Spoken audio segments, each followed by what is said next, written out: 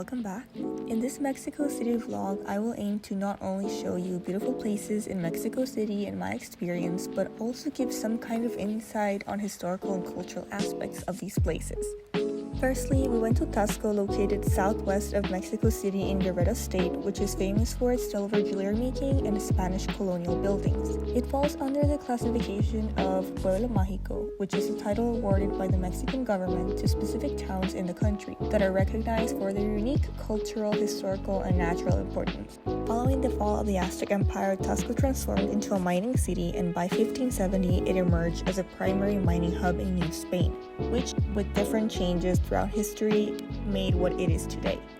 Visiting Tasco, trying its food, was a very beautiful experience. There were almost no foreigners, which made it feel less touristy and calm. I really enjoyed walking along the roads and admiring the architecture of the town. Another place we wanted to visit was the Vasconcelos Library, which was inaugurated in 2006. It is a unique architectural project created by Mexican architects Alberto Calach and Juan Palomar. The library is the biggest in Mexico and contains books in all the fields: philosophy, religion, social sciences, technology, fine arts, literature, geography, architecture, etc. There are also rooms specifically for providing instruction or hosting activities like children's workshops and games in order to encourage reading and learning. I found it really interesting that despite being able to find basically all information needed for papers, investigations, and school with online resources, I still saw some people reading and checking out books. I also found some CDs of the Ghibli movies that can be used, as well as a large section of manga and educational books on comics, which was very interesting.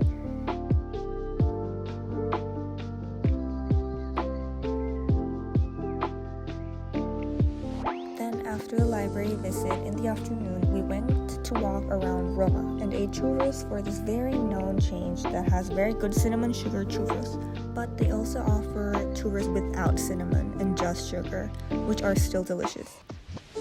We also took the opportunity of being in Roma to eat pizza at a delicious restaurant named Cancino. It was truly the best way to end the day.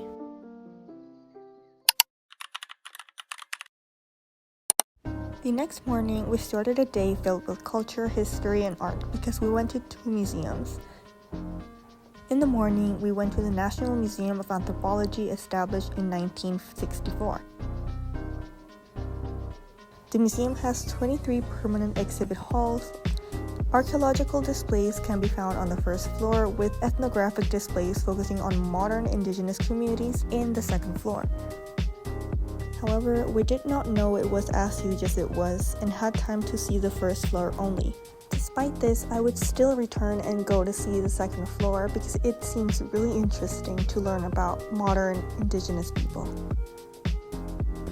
Upon entering the museum, the rooms on the right show chronological developments of cultures in central Mexico. It is very interesting because it begins on the right side and proceeds in a counterclockwise direction to experience the evolution of cultures over time, ending with the Mexica or the Aztecs. The museum also had certain outdoor areas which were beautiful. The overall visuals of the museum and the explanations were very beautiful and well preserved. We had a lot of fun learning even more about Mexican communities, their traditions, arts, beliefs, and their architecture.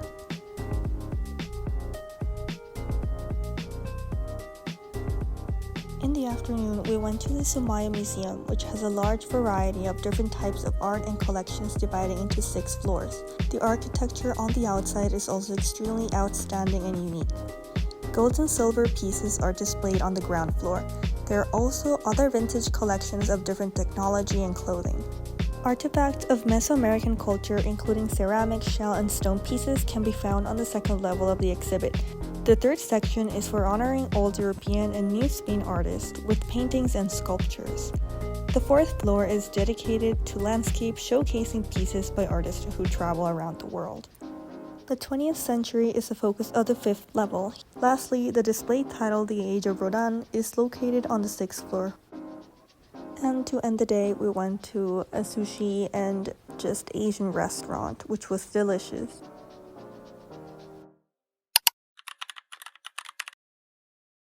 A couple of days later, we woke up at 4:30 a.m. to go on a 1-hour car ride to Teotihuacan to go on a hot air balloon. Teotihuacan was an ancient city in Mesoamerica and is currently an archaeological site. The Temple of Quetzalcoatl, the Pyramid of the Moon, and the Pyramid of the Sun are all part of it.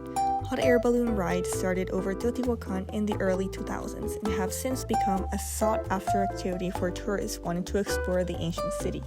This was my second time getting on a hot air balloon, so I was very much looking forward to it. Due to how early it was once we were on the balloon, the sun was rising and the landscape looked beautiful. From the balloon, we were able to see the Temple of Quetzalcoatl, the Pyramid of the Sun, and the Pyramid of the Moon, which we could also visit but didn't due to the limited time we had in Mexico City.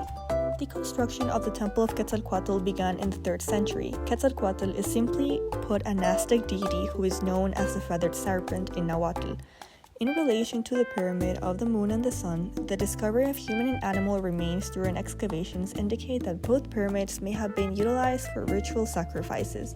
This experience was extremely unique and I totally recommend doing it if you ever have the opportunity to. It is a touristy activity, but I did really enjoy it and would redo in the future. Now this is a clip from a different day, but we also went to this Japanese restaurant and had one of the best ramen that I have tried in my life. They also had really nice mochi ice cream with matcha and also some fruit.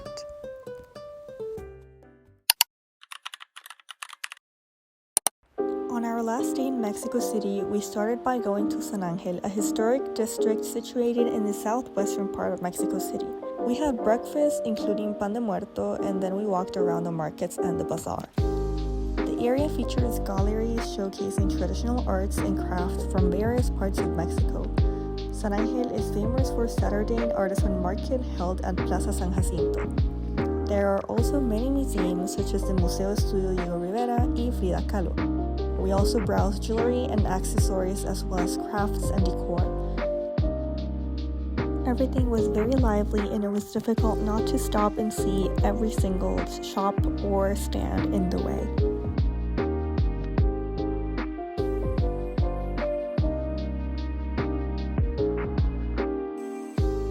Later that day, we headed to the center of Mexico City to look at the alebrijes made by local artists, families, and regular people. These were left on the sides of the street after a parade that occurred beforehand for many to enjoy later. Alebrijes are colorful carvings representing a combination of real animals with anthropomorphic features, decorated with vibrant colors and designs. Alebrijes are known as creatures from myths and can also serve as decorations and a type of artistic expression. Pedro Linares Lopez, an artist, is credited with the creation of alebrijes in 1936, after experiencing vivid hallucinations due to illness, during which he saw fantastical animal forms he referred to as alebrijes. Because of this, there is not a precise meaning for the word alebrije. Nevertheless, he attributed significance to them by depicting the fantastical beings from the hallucinations using paper mache. Along with alebrijes, there was also a decorated hotel with calacas and a flower market specifically for marigolds, which are popular during the Day of the Dead celebrations, which are rapidly approaching. Looking at all the alebrijes was really inspiring and beautiful. I could really feel the creativity of all the people who worked on them. It was also really colorful everywhere and people were having a lot of fun looking at them, eating the food, and just talking with their families. I truly did love this experience despite being tired of the whole trip. Thank you so much for watching. I hope you enjoyed this video as much as I enjoyed making it. I really appreciate all and any support. See you next time.